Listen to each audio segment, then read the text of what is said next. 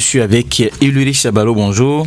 Bonjour Epiphane. Bonjour, on s'intéresse à l'héritage culturel donc laissé par le général Mathieu Kérékou, l'ancien président du Bénin. C'était un leader porteur d'une vision enracinée dans l'identité béninoise monolithe. Bien dit Epiphane, figure majeure de l'histoire contemporaine du Bénin, le général Mathieu Kérékou continue de fasciner par la profondeur de sa pensée et la portée de son action. Chef d'État, à la fois rigoureux et spirituel, il a marqué plusieurs générations par sa volonté de bâtir un pays fondé sur la justice, la dignité et la valorisation des valeurs culturelles et locales. Pour lui, le développement du Bénin ne pouvait se concevoir sans un retour à l'essentiel, l'identité culturelle et morale du peuple béninois. Sa gouvernance traduisait une vision profondément humaniste où la culture, la spiritualité et la conscience nationale se complétaient pour servir la cohésion sociale. Aujourd'hui encore, son nom évoque le courage politique, la simplicité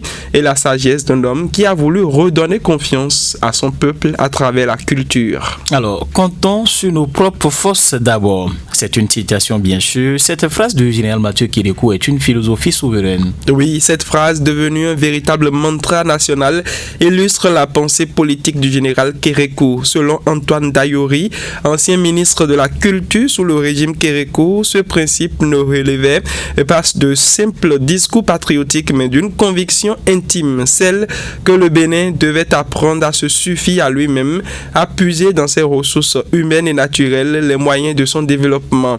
Derrière cette maxime se cachait un appel à la responsabilité individuelle et collective, une manière d'inculquer aux citoyens la confiance en leur propre force, en leur propre capacité.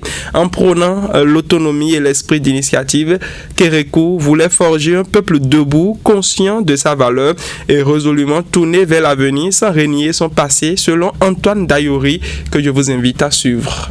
Je crois même que le fondement de l'action du général Mathieu Kérékou a porté sur la culture. Depuis le coup d'État qu'il a porté au pouvoir le 26 octobre 1972, son rêve c'était de changer la mentalité. Pour lui, il fallait fabriquer un béninois qu'ils appelaient béninois de type nouveau. En ce temps, j'étais très jeune et j'étais à l'école primaire encore.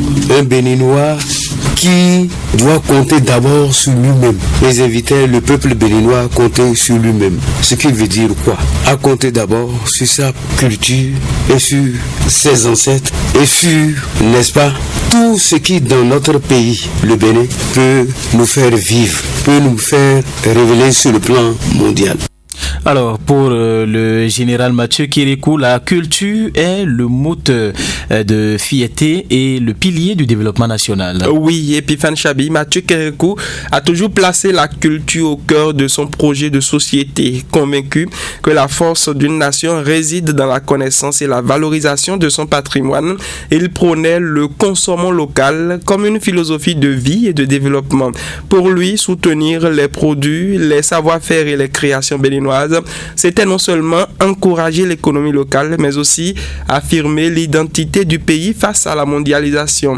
Sa gouvernance a ainsi donné un souffle nouveau aux initiatives culturelles, à la redécouverte des traditions et à la promotion des valeurs endogènes, en inscrivant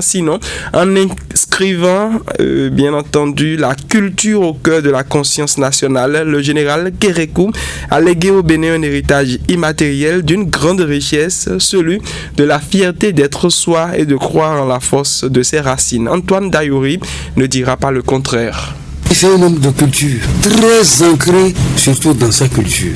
Le général Kérékou est resté pour moi un homme terre à terre, je dirais un homme frugal au propre sens du terme. Vous ne verrez pas le général Mathieu Kérékou s'empiffrer de nourriture, disons européenne. Un chef d'État, n'est-ce pas, qui est à la pâte là, et au gombo sec, avec des petits poissons secs, qui mange ça.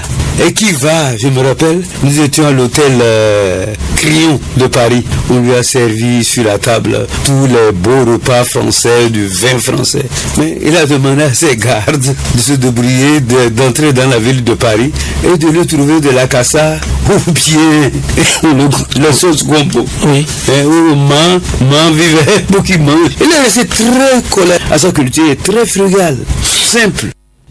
Vous l'avez compris, Epiphan Chabi, au-delà de l'homme d'État, Mathieu Kérékou demeure une figure symbolique dont l'héritage culturel continue d'inspirer le Bénin moderne. Son appel à l'autonomie, à la valorisation du patrimoine et à la fierté d'appartenir à une nation riche de sa diversité résonne encore dans les esprits et même ici en studio. Voilà, donc merci à vous, Ilouris Chabalo. C'était la rubrique culturelle de ce vendredi. On s'est intéressé donc à l'héritage culturel laissé par le général Mathieu Kérékou, ancien président de la République du Bénin. Mesdames